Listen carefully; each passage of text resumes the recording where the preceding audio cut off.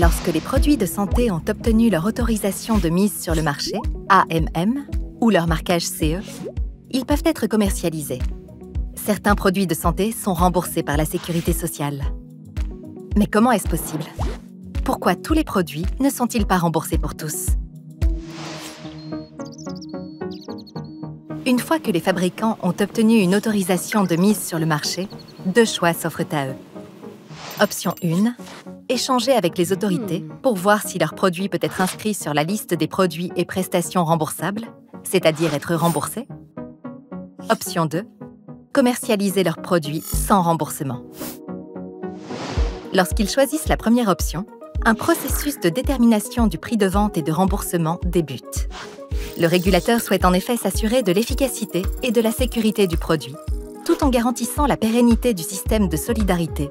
Autrement dit, assurer une prise en charge financière équitable des traitements pour toutes les pathologies.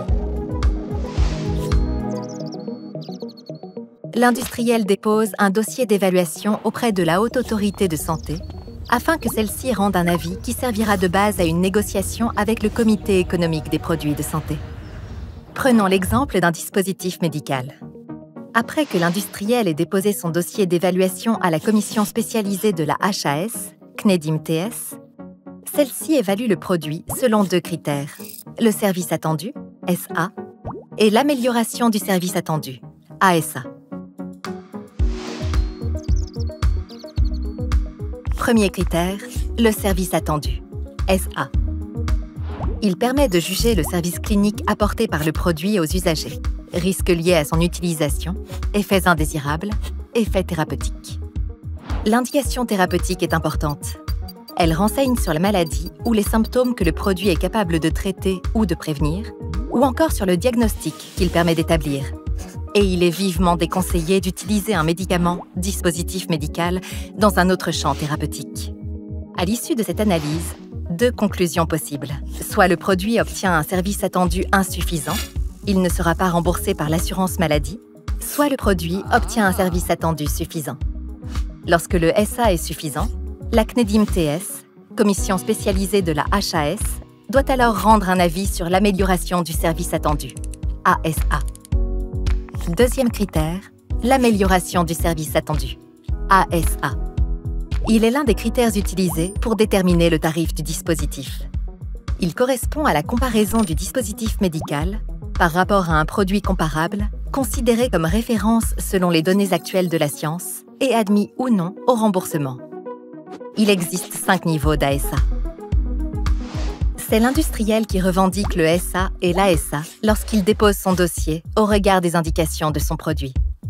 Il précise cela pour chaque indication pour laquelle il souhaite un remboursement. La CNEDIM-TS donne son avis final au regard des données scientifiques fournies par l'industriel et les autres acteurs. Les associations de patients, par exemple. C'est d'ailleurs dans ce cadre que chaque année, la Fédération française des diabétiques répond à plusieurs contributions écrites à la HAS.